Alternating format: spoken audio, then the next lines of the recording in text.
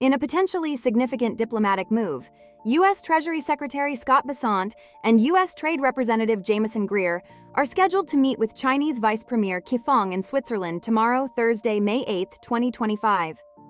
This high-level engagement aims to de-escalate the increasingly tense trade standoff that has developed between the United States and China. Set in the neutral territory of Switzerland, this meeting marks the first substantive dialogue between the two economic powerhouses since President Donald Trump's administration sharply escalated tariffs on a wide array of Chinese goods just last month. This encounter follows several weeks of economic turbulence, directly attributed to the United States' imposition of tariffs exceeding 145% on a broad spectrum of imports from China. Beijing swiftly retaliated, implementing duties of 125% on a range of American goods.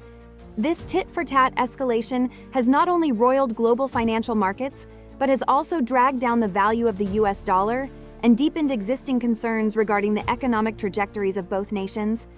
Many economists have already revised their growth projections for China downwards, in some cases falling below its stated target of around 5%. In response to these pressures, China's central bank and financial regulators are reportedly preparing to announce a comprehensive financial policy package designed to stabilize domestic markets and, crucially, restore investor confidence. Interestingly, both Washington and Beijing have sought to downplay the immediate significance of this upcoming meeting by framing it as a peripheral event occurring during broader European diplomatic engagements. The U.S. Treasury has emphasized that Secretary Bessant's presence in Switzerland is primarily for an official visit with the Swiss president. Similarly, the United States Trade Representative noted that Ambassador Greer's trip was primarily intended for consultations with officials at the World Trade Organization, WTO, in Geneva.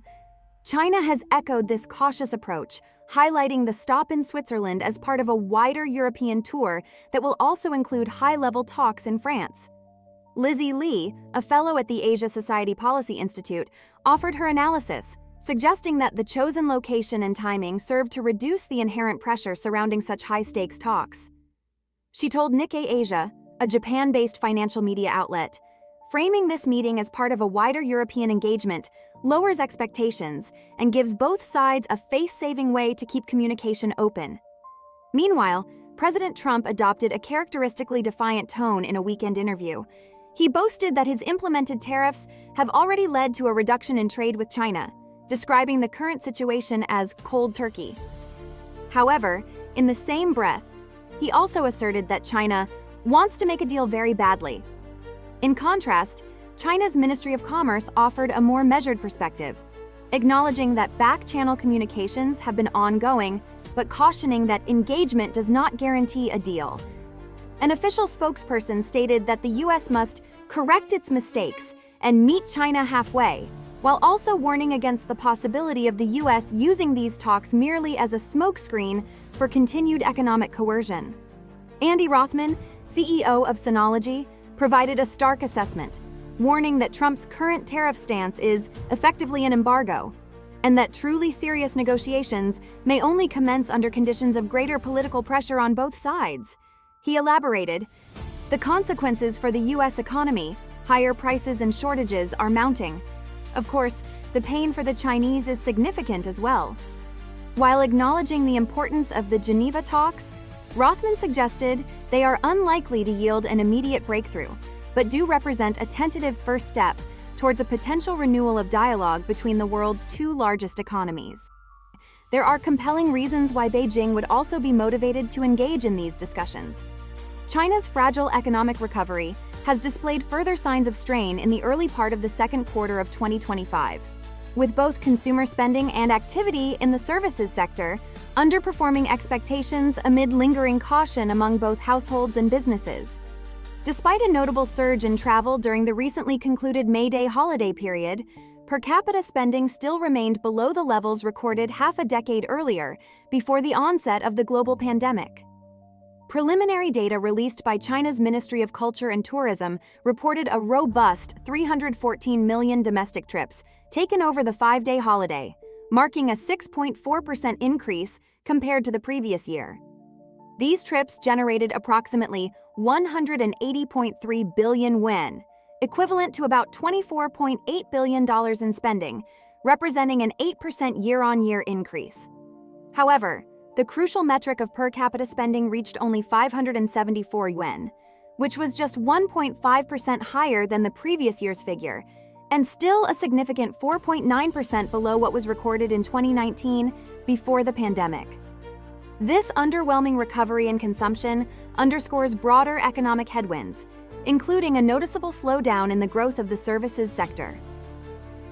The Caixin China General Services Business Activity Index, a key indicator tracking operating conditions in consumer-facing sectors such as tourism, catering, and retail, fell to 50.7 in April, down from 51.9 in March, barely remaining above the critical threshold of 50 that separates expansion from contraction.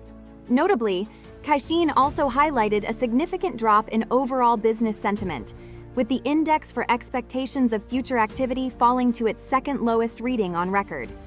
The only lower point recorded was in February 2020, at the height of China's initial COVID-19 outbreak. This bears repeating. Business sentiment has now declined to a level not witnessed since a nationwide lockdown at the very beginning of the pandemic.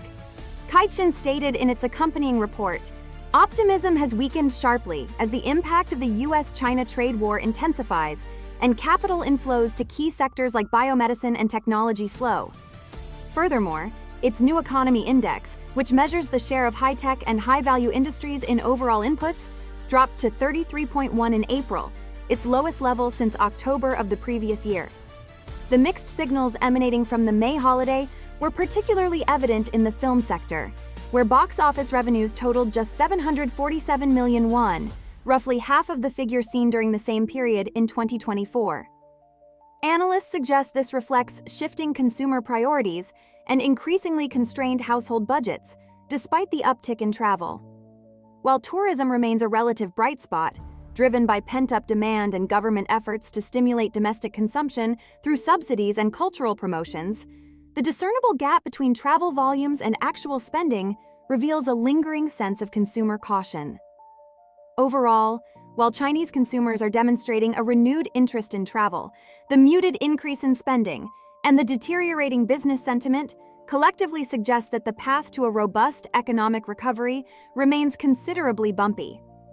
With trade tensions continuing to mount and the growth of the service sector stalling, Beijing faces growing pressure to deploy targeted stimulus measures and to effectively restore confidence across both households and businesses.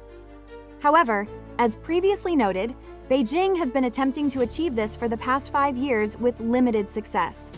The US-China trade war is but one facet of the emerging Cold War 2.0 between the United States and China, a multifaceted conflict that is fundamentally transforming the global landscape.